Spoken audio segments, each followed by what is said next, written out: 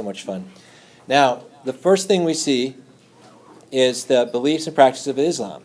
I want you to look at that, where it says only one God, Allah. All the beliefs and practices flow from this.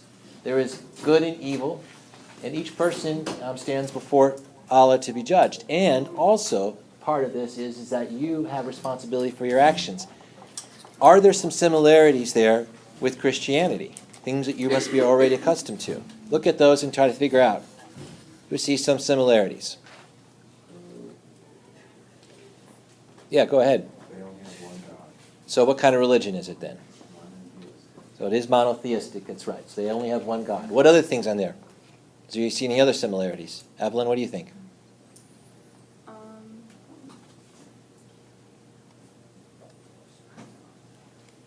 Each person's responsible for their actions. What do we call that in Christianity? Free will. Who said it?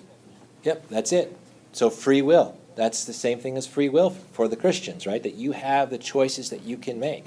And that you have, when you make that decision, you can make a bad decision, you make a good decision, but you're the one that's responsible for it, right? Yes? Peace is central to all three faiths. Which is? Peace. Peace. Okay, do we have that one up there too, I guess? I guess we do with good and evil, right? Yeah, you know what? Almost every religion, right? The religions have these universals to them. The monotheistic one may be different. On the Hindu faith we looked at had a lot of that fatalist, or the fate that you didn't have necessarily all the choices to make. But you still did even that one, where you had to make a choice, and if you didn't fulfill that choice, then you were born again in a lower status. So it's similar there too. And of course, what's the other one, the last one? Is there similarities on that last piece to Christianity too?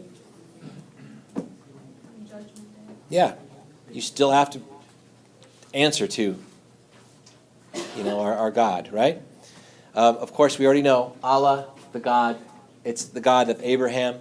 It's the same God that the Judaic tradition and the Christian tradition come from too. Everyone agree with those? All right, good. The first one's prayer, 5 times a day, facing the city of Mecca. In the United States, we like to say they face which direction to pray? East. But that doesn't mean you have to face east. You just have to face toward Mecca. So if you're in China, you're going to face another direction. The best place to pray is in a mosque. That is considered, if you can do that, to do so. Muslims will take a prayer rug to work with them. They'll take their lunch. They'll take their times that they're supposed to pray and still do that. In the United States, obviously, in the Arab world, you'll find that you'll see the mosques also have these minuets with like a spiral, a tower, that they'll have a call to prayer to the whole city knows to kind of shut down to come to that prayer. So it becomes alms. What do we call them in the Christian faith? What do we call alms? Satchel, what's an alms? He's not. Oh, look up here. It's right up there. What's an alms? You see money? Time and talent, it's shared with those who have less. So what does that mean in the Christian faith? What do we call that? Giving. Giving, yeah. Giving of time, talent, and treasure. Do you ever hear that? Do we hear that sometimes in your time, talent, and treasure? And the Christian faith asks you, they don't require you to, but it's suggested that you give what? How much are you supposed to give of your wealth? 10%. 10%. So they call it a tithe or tithing. So if we would say, give you a little question where Christian is to tithing as Muslim is to alms, right? Good. Is on Ramadan, which is the Muslim month of fasting, cannot eat or drink anything from sunrise to sunset. This is really similar to a lot of the other faiths. So what other faith did we already study that has a piece of that on there where you're supposed to give up some things? Meditate and focus. Not too much, not too little, but to center yourself. Which one? Buddhism, yeah. So we also have that part of that, in the Buddhist faith. And there's the aesthetics that they talked about, where Buddha said that was too far to the extreme. But still understanding that what you have and be thankful for that. We do the same thing in the Christian faith, which is during what season? Lent, right? So there's quite a bit of. Do not discount the importance of the pilgrimage piece. Because what does that actually mean when he says a pilgrimage? What are the pillars? Meredith, what are the Islamic folks supposed to do? One of the things they're supposed to do in their lifetime, according to this pilgrimage? Well, it's right up there. Take a look at it.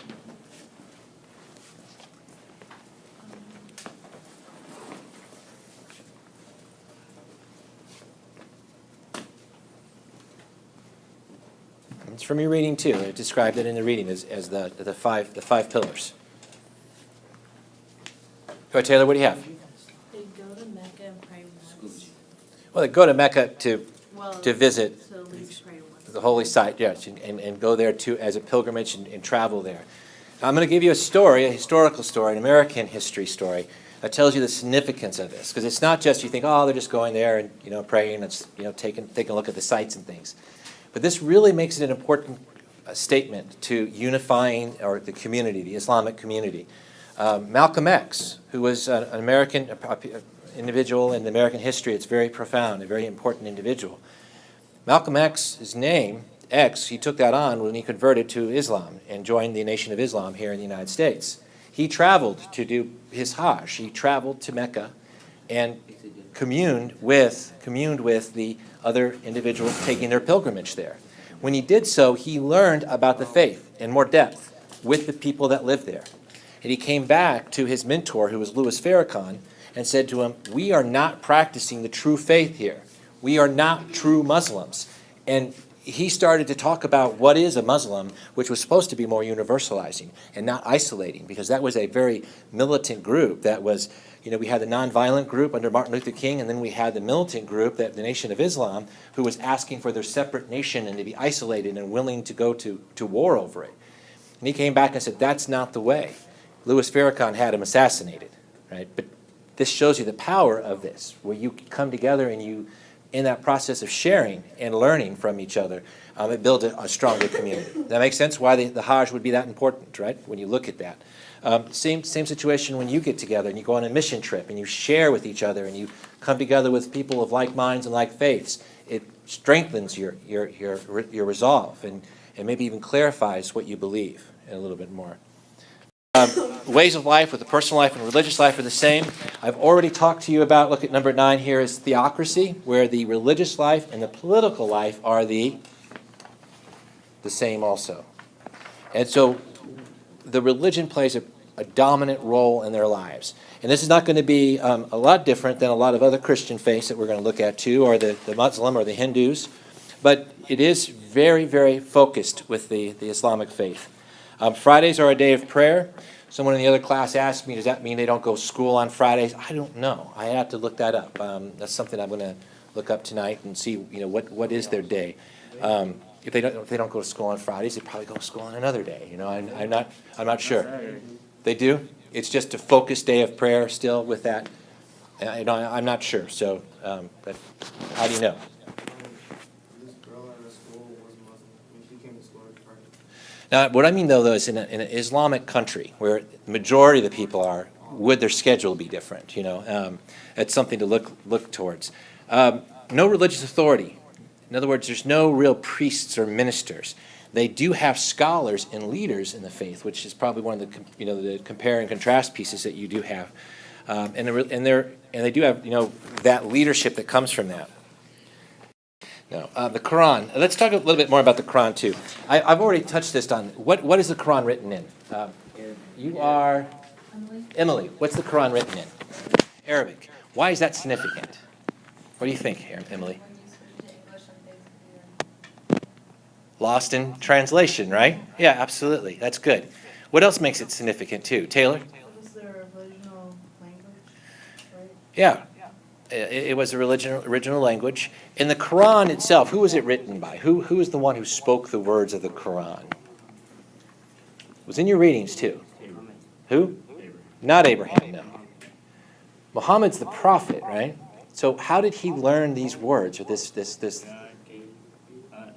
from Gabriel? Gabriel transported him to what we know as Jerusalem, to the table, to the rock where Abraham was going to sacrifice one of his sons, right? And then he had an ascension to heaven, and he met God. And God told him, revealed to him what's in the Quran. So he was only, telling the story directly from what God told him. And that's what the belief is, that he ascended to heaven, met with or communed with God, and then was teleported back to Medina again. This is, the mystical part of that faith, that part you have to take a step on and to believe. So that's the Quran. It is Arabic is the only true version. You can get it in other languages, but it loses that piece of it that goes with it. But it also is important to understand that language and religion is a major part of the culture. It's part of our culture. The English language, as it evolves and changes, it reflects our culture too. So as the Arabic Quran spreads, you had to be Islamic to read the Quran. There's another piece that's really important to this.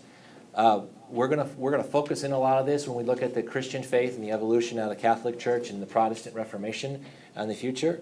But Protestants in the United States during the founding of our country, the Protestants the Protestants in Europe, one of the things that they were expected to do, which is a big difference between the Catholics and the Protestants, is that they could commune with God directly. And they could read, and they were expected to read and learn and interpret the Bible themselves. So you didn't have to go to a priest to ask forgiveness. They could commune directly with God and ask for forgiveness. Instead of going to, what do we call it when we ask for forgiveness from our priest? Confession. You did the last rites. You don't need to do that. Why does that become a significant feature there? Why is it something that became rather important? Ethan, what do you think? If you have a Bible, right? The Bible in the Catholic Church, the old Catholic Church would have been written in which language? Hebrew, Latin. There was Hebrew, and there was some Aramaic, and there was some Greek, but then ultimately it was translated to Latin. So your priest spoke Latin, and they read it in Latin. You would go to the priest and ask them what this was about. They asked for advice. When it was translated into the vernacular, or the common language, originally it was mass-produced by the Gutenberg Press, and it was mass-produced in German, and then King James Version in English. When you do that, what it does is it puts the weight on you. So you're supposed to read the Bible, right? You're supposed to study it yourself. And this was a big change in the Reformation. Now, in the Catholic faith, it's the same way now, too. You can still have Bible studies, right? You can still read the Bible and follow along. Protestants in here, who do we have? Protestants, do you understand what I'm talking about? It's important that you have that part of it. So what I mean by this is the Europeans were not literate. They weren't expected to be. But if you were a Muslim, you were expected to read and to write. In what language? Arabic. But how powerful is that? Is the poorest and the wealthiest a Muslim are going to be what? Literate.